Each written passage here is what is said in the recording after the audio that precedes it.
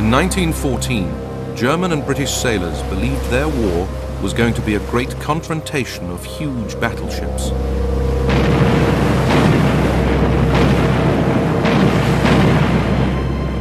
But only once was there a full clash of fleets. The rest of the naval war was very different from what had been expected. It was a war dominated by a new weapon, the submarine. And submarines were terrible, really. They were small and so vulnerable. It was a war of blockades and sinkings on a massive scale. It brought disappointment and disaster before ultimate victory. Above all, this sea war was about innovation and dazzling advances in technology, from the skies above to the deep oceans below. Now, for the first time, it can be seen as it really happened, in color.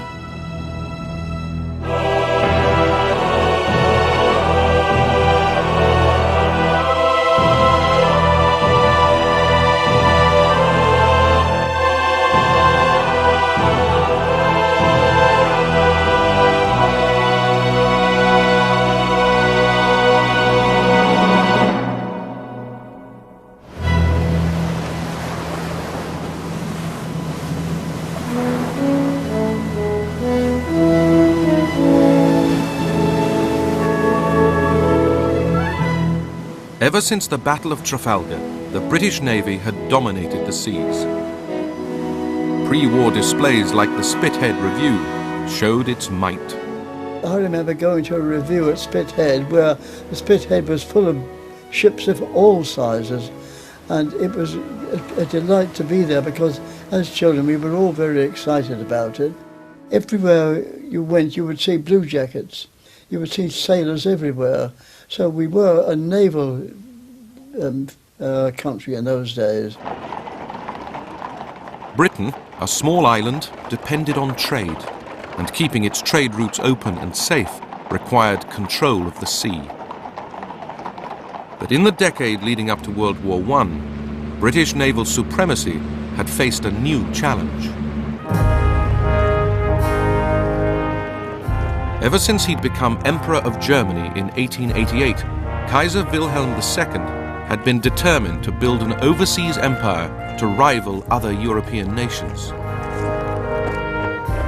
To acquire this empire, he needed to build a navy. The Kaiser's ambitions and Britain's determination to maintain its lead at sea led to a hugely expensive naval arms race.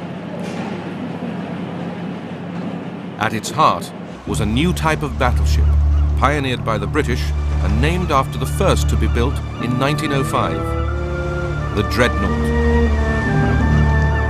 It was enormous and outgunned anything built before. The Dreadnought introduced two fundamental changes in battleship technology. First, it replaced the main armament of 4 heavy guns with an armament of 8 or 10 heavy guns. And secondly, gradually introduced high-powered turbine engines, so it increased the speed of the fleet. Essentially, it's a quantum leap in the performance of the battleship. And for a period of 8 years, you have a sustained building race in which ever bigger and more powerful battleships are built in competition. Admiral Lord Fisher, inventor of the Dreadnought, claimed it made every other class of battleship irrelevant. The only issue is the number of dreadnoughts. No matter who tries to fight the Dreadnought gobbles them all up. It's the armadillo and the ants. The armadillo puts out its tongue and licks up the ants. By the time war was declared in August 1914, Germany had built 13 dreadnoughts to Britain's 21. Ordinary sailors on both sides now looked forward to putting their massive new weapons to the test. There's great enthusiasm, and recruits are flocking in daily. If only the German fleet would come out, we would wipe them out in a few minutes. Fred Bundy was a 15-year-old cadet when war broke out. I just knew that the Kaiser was somebody I didn't know what to know. And if I had a chance, I'd shoot him if I had a chance, you know. As soon as he could, Fred Bundy joined up full-time. I thought it was wonderful.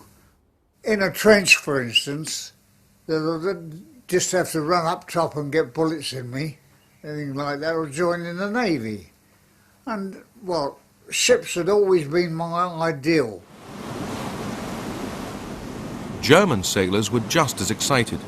In 1914, seaman Richard Stumpf was waiting with the German High Seas Fleet. Our joy and excitement were boundless and lasted late into the night. The thing we had yearned for and feared had come true. We had built our navy so we could fight the false and treacherous English. But the sheer expense and prestige of the dreadnoughts began to have a curious result. No one could afford to lose one. Admiral John Jellicoe, commander of the Grand Fleet based at Scapa Flow, was reluctant even to let his dreadnoughts out of port. Provided there is a chance of destroying some of the enemy's heavy ships, it is right and proper to run risks of our own. But unless the chances are reasonably great, I do not think that such risks should be run. His main fear was that if he took his very expensive battle fleet to sea and he lost a battle, he effectively might, as he put it, lose the war in an afternoon.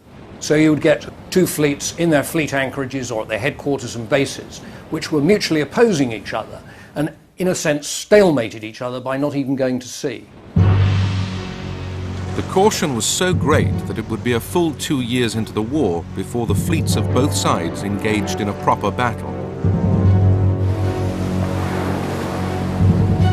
As the dreadnoughts stayed safely in their harbours, the rest of Britain's navy set out to starve Germany by blockading it and stopping its trade with the outside world. The British, with their vastly bigger surface fleet of cruisers and destroyers, quickly gained control of the North Sea. They were able to intercept almost all merchant shipping from neutral nations headed for German ports. The neutral ship would go into a British port and their cargo would simply be bought by the British for their own use. So the neutrals weren't particularly disappointed. Their voyage was cut short, they got home sooner, and they were paid in full. So essentially nobody was upset apart from the Germans. German sailors could only watch as naval superiority enabled Britain to stock up for war, while their own nation was made to suffer. When one saw the amount of shipping converging on Britain, when one saw how busily the enemy was engaged in importing from all quarters of the globe the materials that reinforced his strength in his fight against us, one saw the writing on the wall.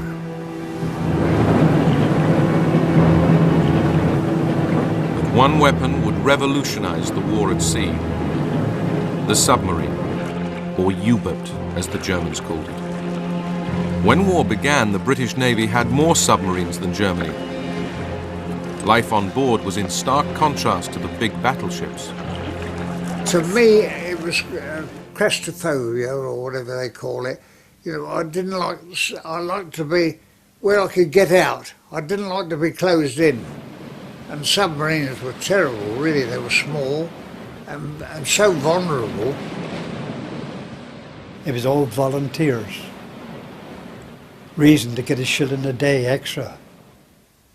And there wasn't many submarines, so they didn't want a lot of men to volunteer. But as they went further on, we got more, and they had to go in them. I didn't want to go, but they had to go. But after we saw them after, they were delighted. The submarine, they're all as one, you see. You're the Lieutenant Ahmed Stoker.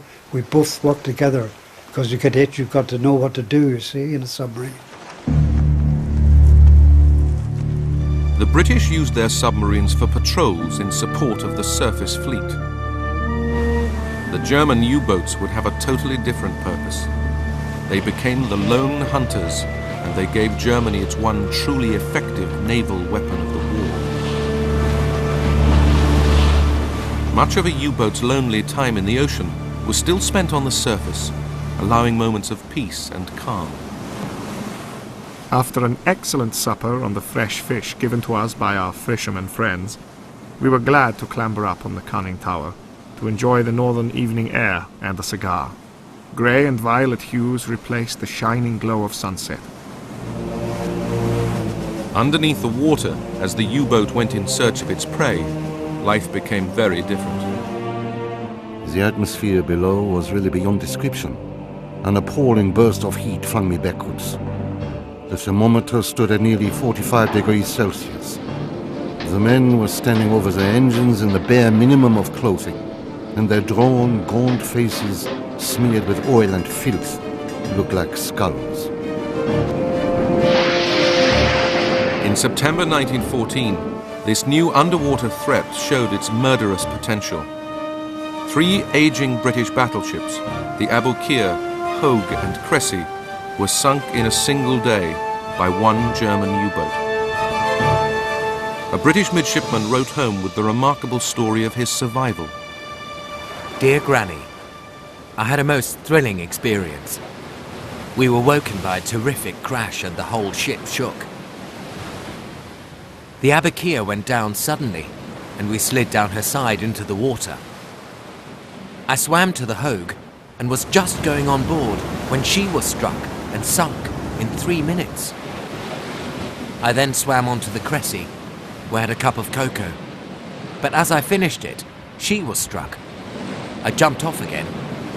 I was picked up, having been 3 hours in the water. 1,400 other sailors lost their lives.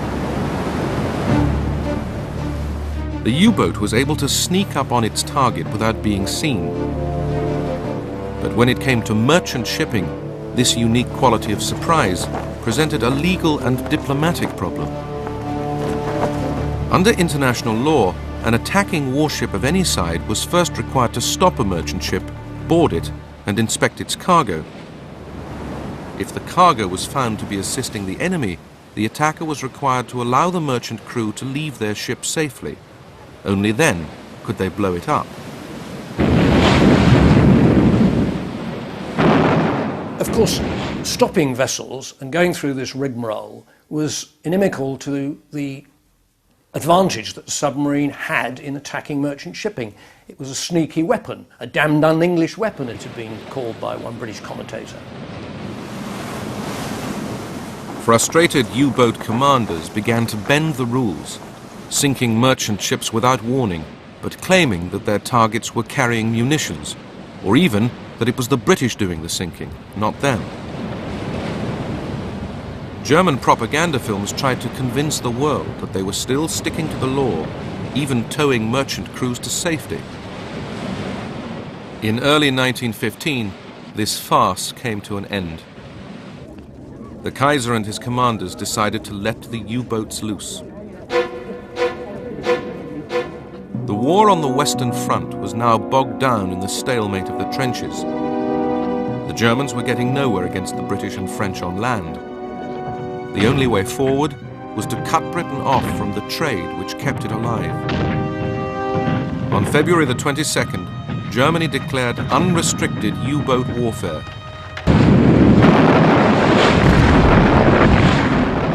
U-boats would fire on merchant shipping headed for Allied ports without warning.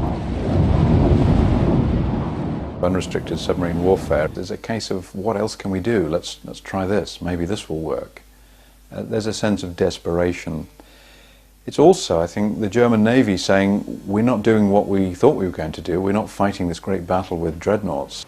But if we don't do something, all those soldiers on the Western Front will say, why are we fighting and dying? The Navy's doing nothing. For the U-boat crews, there was relief and celebration. At last it arrived. Unrestricted U-boat warfare began. We'd lost a burden we had carried since the day the war broke out.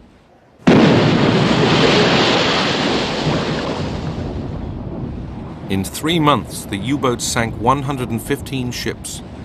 But then, one U-boat went too far. On May the 7th, 1915, the Cunard liner, the Lusitania, set sail for Britain from the United States. Alice Drury, nanny for an American family, was looking after the baby when the first German torpedo struck. I just picked up the shawl and the baby with it. Stuart was also in the cabin and he was crying, "I don't want to be drowned. I don't want to be drowned." And I crossed over to him and said, "Hang on to me whatever happens." And he did. The other nurse called down to me, "What shall I do?" I said, "You look after the baby." I never saw her or Bunny ever again. Over 1,200 people drowned in the Lusitania. It gives the British a real advantage, which they exploit very effectively. British propaganda in this war is going to be one of the major weapons, and the principal target is the opinion of the United States. The Lusitania is a godsend to the British. It's quite the most stupid thing the Germans could have done. The torpedoing and sinking of the Lusitania evinces a disregard of opinions of the world in general and of this country in particular, only compatible with the assumption that bloodlust has toppled reason from its throne. Much of the outrage fell on the Kaiser himself. That was wicked. Oh, it should never have happened, because if he'd have been a good man, he'd have said, well, it's full of all civilians. What do I want with sinking that? Let the thing go where it wants to go. That would have been my sentiment, but it wasn't his. It was just to form something that would shock the English people, you know. We're not playing at games, this is real now. The outcry over the Lusitania persuaded Germany to return to complying with international law. But the frustration soon built up again. In November 1915, the German commander-in-chief noted, "A U-boat cannot spare the crews of steamers. The shipping world can be warned that the lives of the steamer's crews will be endangered. This will be one good reason why all shipping trade with England should cease within a short space of time. The gravity of the situation demands that we should free ourselves of scruples."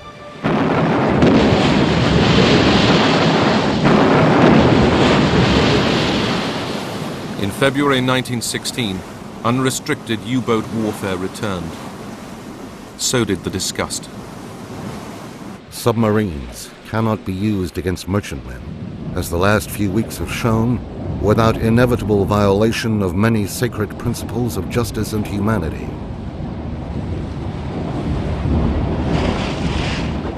Our commerce was subject to attack by an unseen enemy, to be sunk by a torpedo before any signal for help could be sent or any escape could be attempted. Liners, tramps, fishing craft, men, women, children were all at the mercy of an unseen enemy. In spring 1916, fearing that America would be provoked into entering the war, Germany called off its second unrestricted U-boat campaign. During it, the U-boats had sunk 212 ships.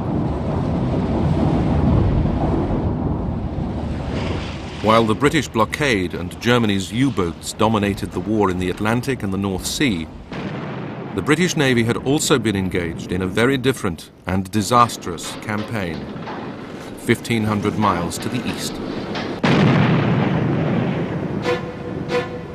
When war broke out, the man in charge of Britain's Navy was the First Lord of the Admiralty, Winston Churchill. With the trench warfare on the Western Front getting nowhere, Churchill believed the Navy provided another way to win the war. His plan was to attack Germany's ally, Turkey.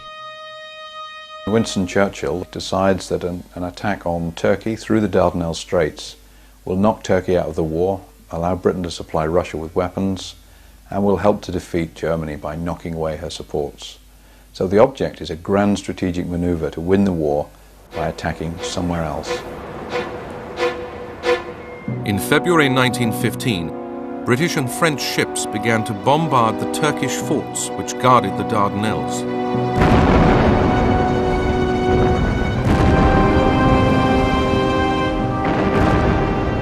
But the old pre-dreadnought battleships were in for a nasty surprise.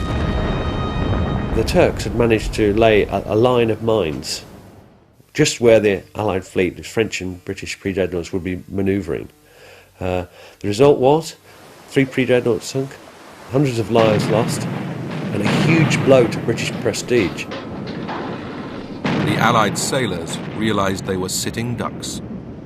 We went into the jaws of death today, but owing to God's mercy, we returned without loss of life, although the majority of the sailors didn't think it was God's mercy. They put it down to having 3 bats on board the ship. Minesweepers tried to clear the minefield. They had limited success, but eventually the forts were silenced.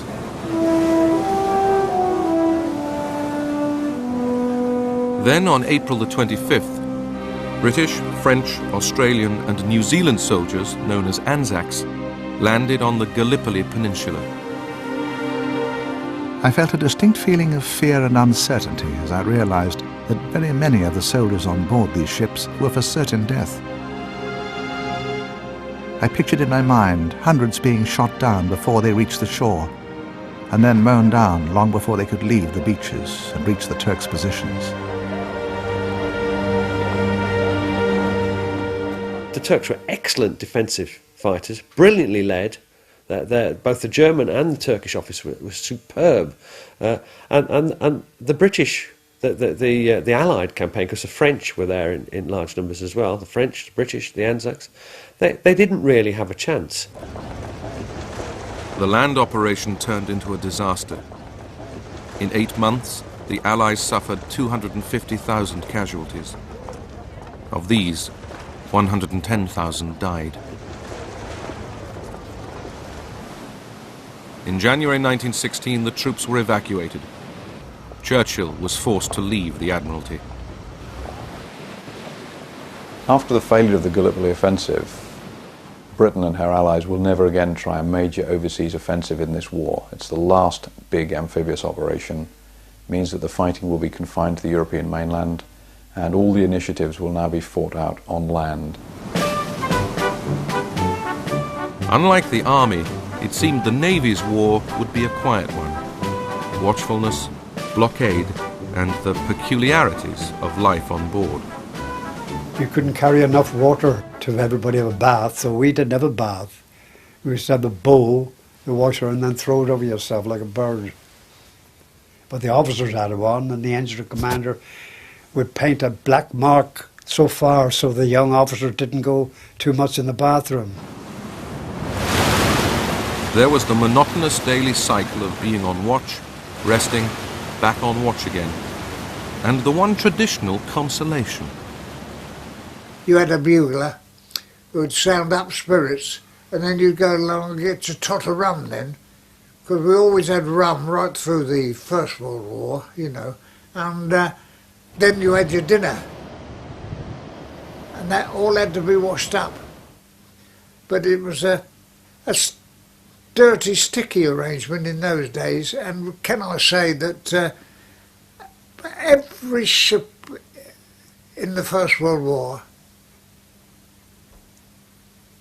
yeah, even on the battleships, you still got cockroaches and all that kind of thing.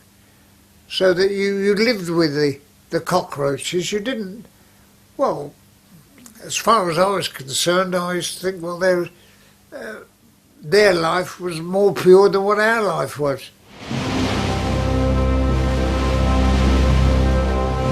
In 1916, the daily routine was rudely, if briefly, interrupted.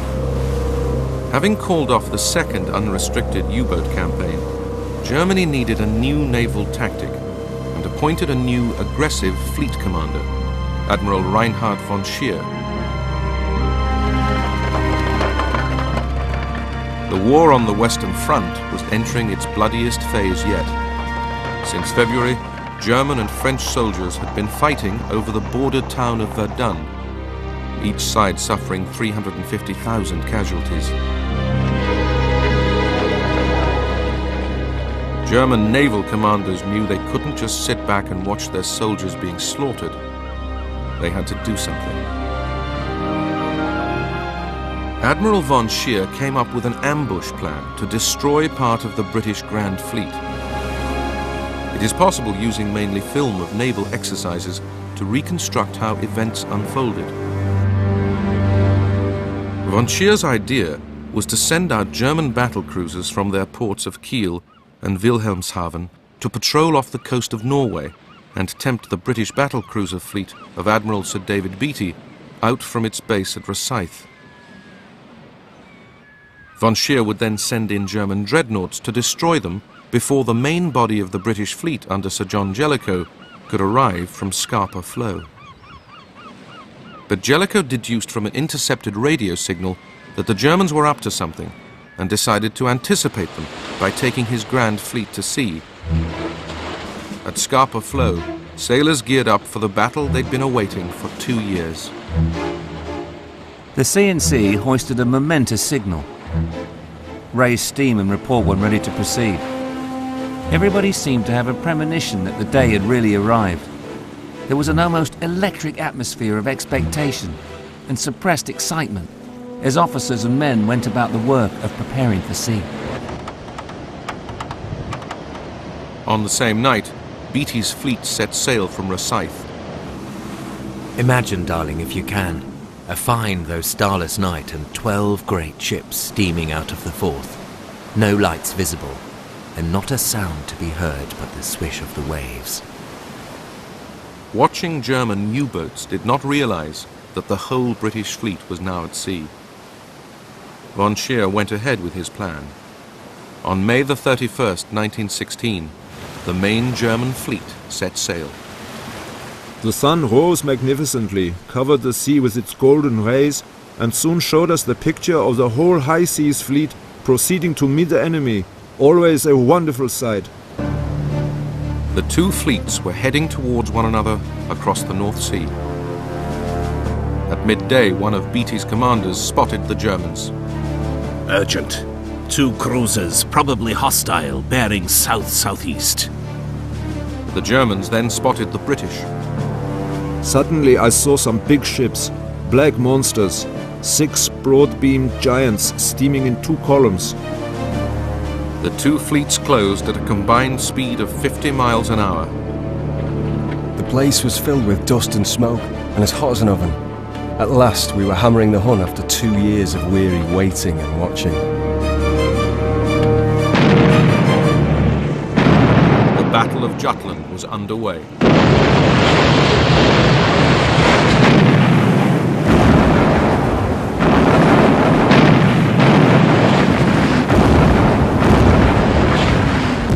The first phase turned into a British disaster.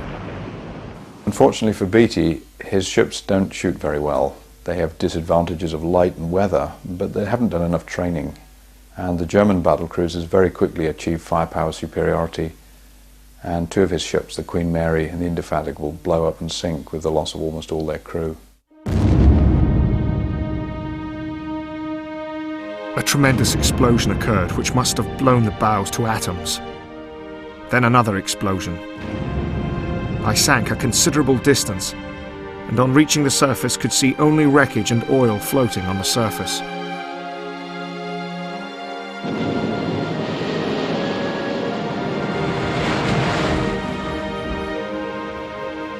I was standing beside Sir David Beatty, and we turned round to see the unpleasant spectacle. He turned to me and said, "There seems to be something wrong with our bloody ships today." The problem was not the ships, but the way in which Beatty and his squadron were using them. Speed was everything. So every safety precaution that was introduced, doors that closed that had to be opened and passages that were closed off, were broken. So that a hit on the gun turret would lead to an explosion and flash travelling down into the magazine, where 120 tons of high explosive were waiting to go off. The consequences were simply devastating, and they just blew up. And that's exactly what happened to the Indefatigable and the Queen Mary. His ships badly hit, Beatty headed north to try to find Jellicoe's Grand Fleet. Von Scheer went after him. Within hours, the Germans found themselves facing the entire British Grand Fleet. That, I suggest to you, was a tremendous moment in anybody's life. I remember thinking to myself, well, we've lost a lot and we're going to lose more. But we don't mind losing this and that as long as the 2 fleets meet. The main Battle of Jutland began. This time the British Navy proved its superiority.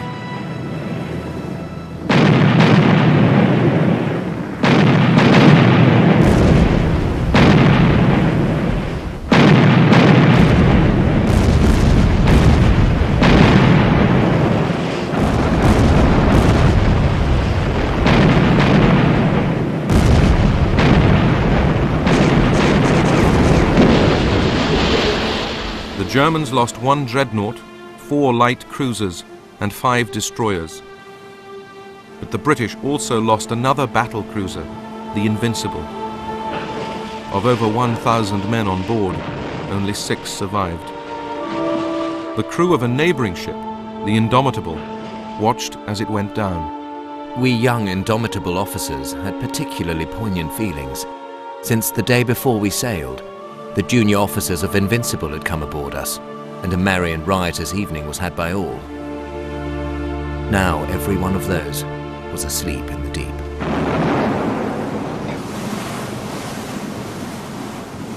In fading light, accurate firing became ever more difficult, but both fleets continued to bombard each other. The night was perhaps even more weird and awe-inspiring than the day. Every now and then a tremendous explosion was heard, and great flames 100 feet high shot up into the sky. This sort of thing went on all night, till early dawn.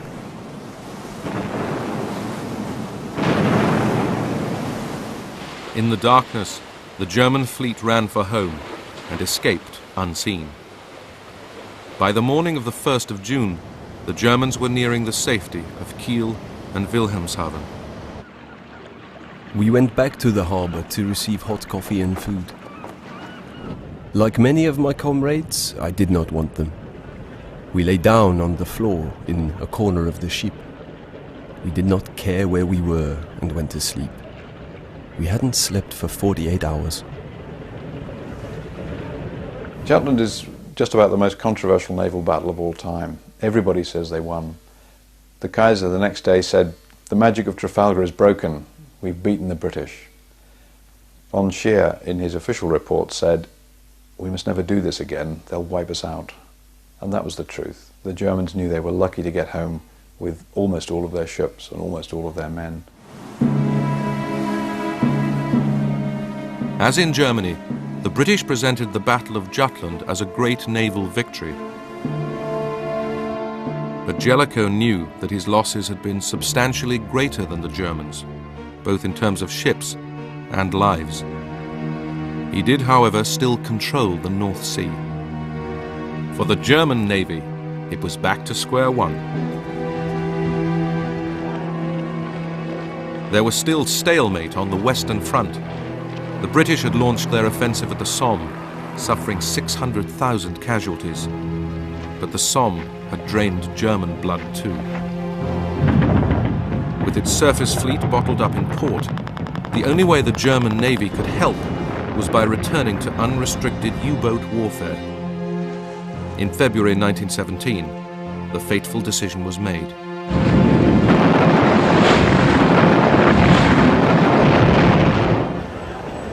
In the United States, the impact was dramatic.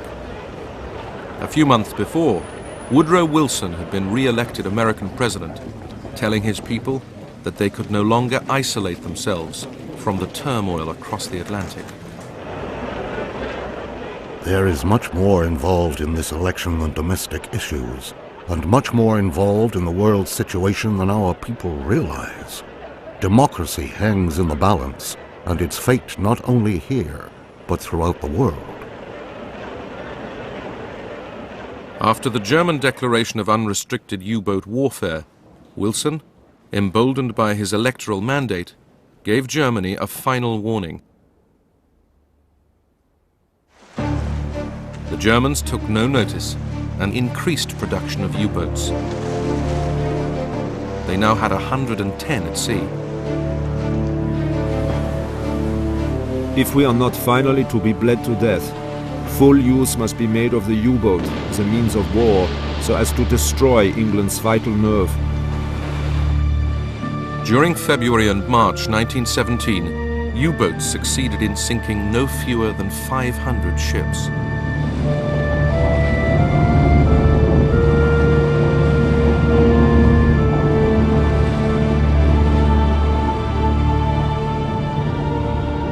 number of neutral merchant ships arriving in British and Allied ports fell by 3/4.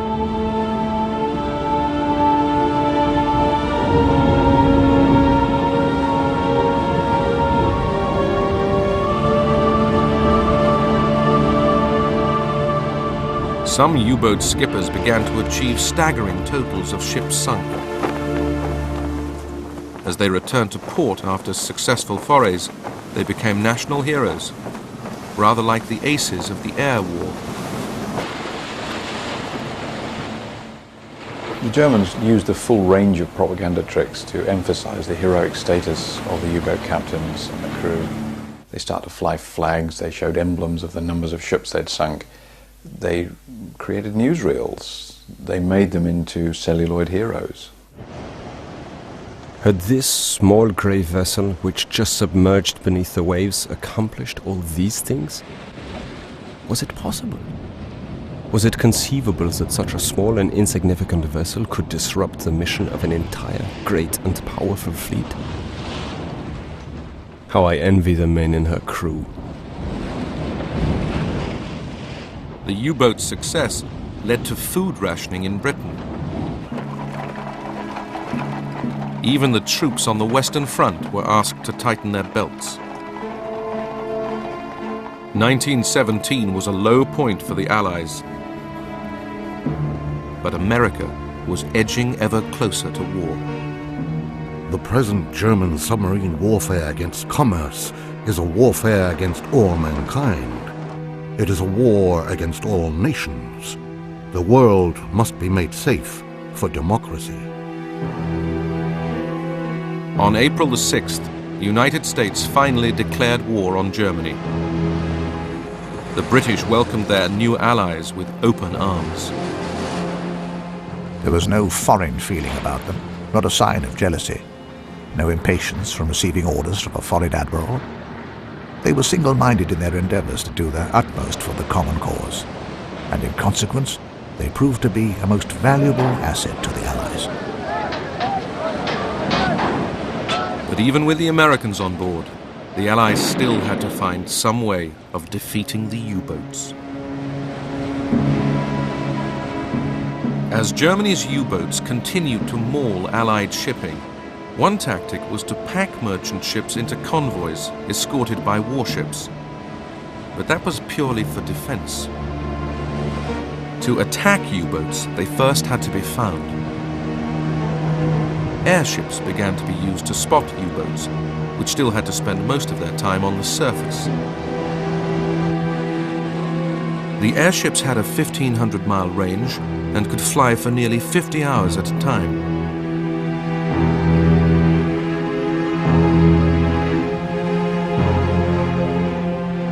Flying boats and float planes were armed with torpedoes, bombs and machine guns.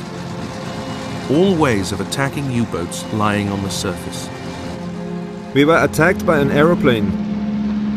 He had slunk up unseen in the bright sunshine and notified his arrival with a load of bombs, which could easily have cost us our lives.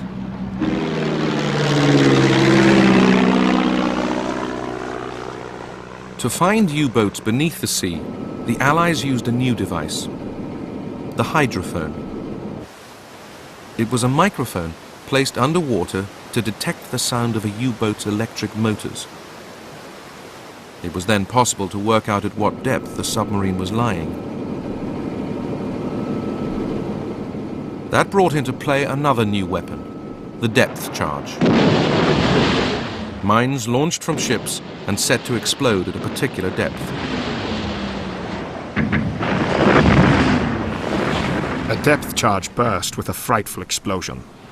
Our hopes grew fainter as the risk of being crushed or blown up increased. We worked on and on, if only to distract our minds from the imminent doom at the bottom of the sea.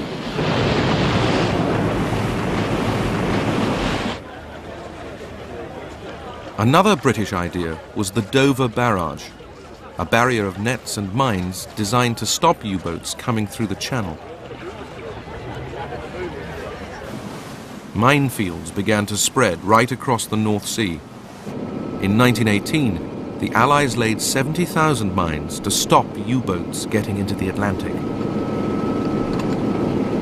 It is a very unpleasant feeling when the boat grazes against the mooring cable of a mine, and death bumps and crashes against the hull.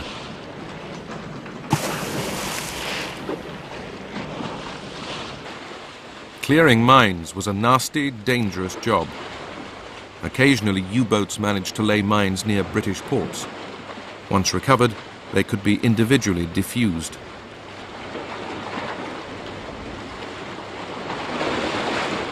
Out at sea, the minesweeper, initially converted fishing trawlers, came into service. Ask any man who served at sea between 1914 and 1918 which was the most perilous, monotonous and bitterly uncomfortable work of the war afloat. The reply, 9 times out of 10, will be the work of the minesweepers. Cables were used to cut mines from their mooring. They were then destroyed with rifle fire.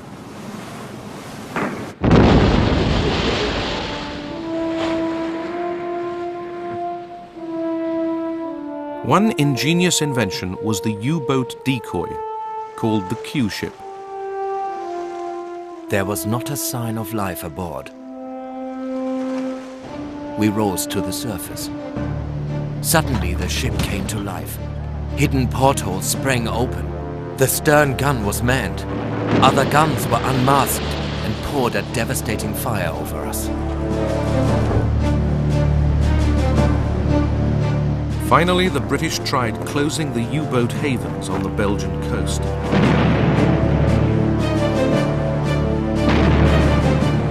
Strange-looking craft, little more than platforms for large 15-inch guns, were sent to bombard German batteries protecting the U-boat harbours.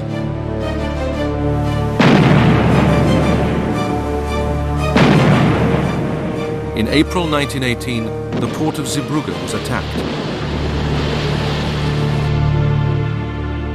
3 old ships were deliberately sunk across the entrance to the harbour to try to block U-boats getting in or out.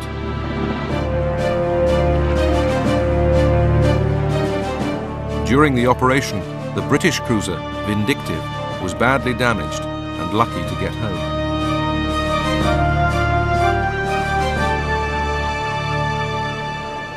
By early 1918, this combined technology had the U-boat threat under control. American troops could now be transported safely across the Atlantic to Europe. The sheer weight of numbers was bound to tell. But the British had also won the naval war of blockade, partly by their acceptance of rationing.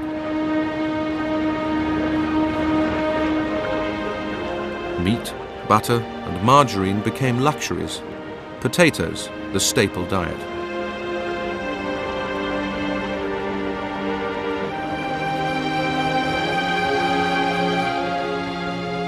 Rationing was something Germany never introduced, and it meant that by the end, food and supplies were running out. Total war is all about the most efficient use of all your national resources. In the First World War, the Germans were seriously inefficient in their use of their resources. They mobilized all of their agricultural workers out of the countryside into the army and then used them in battle. They didn't replace them. This meant agricultural productivity collapsed. They didn't mobilize female labor. They didn't mobilize to any large extent any other available labor resource. So agricultural production collapses. This means they need to import food. The British blockade means they can't import food. So very steadily the Germans find their rations being cut. And from a diet rich in animal fats, they end up living on turnips.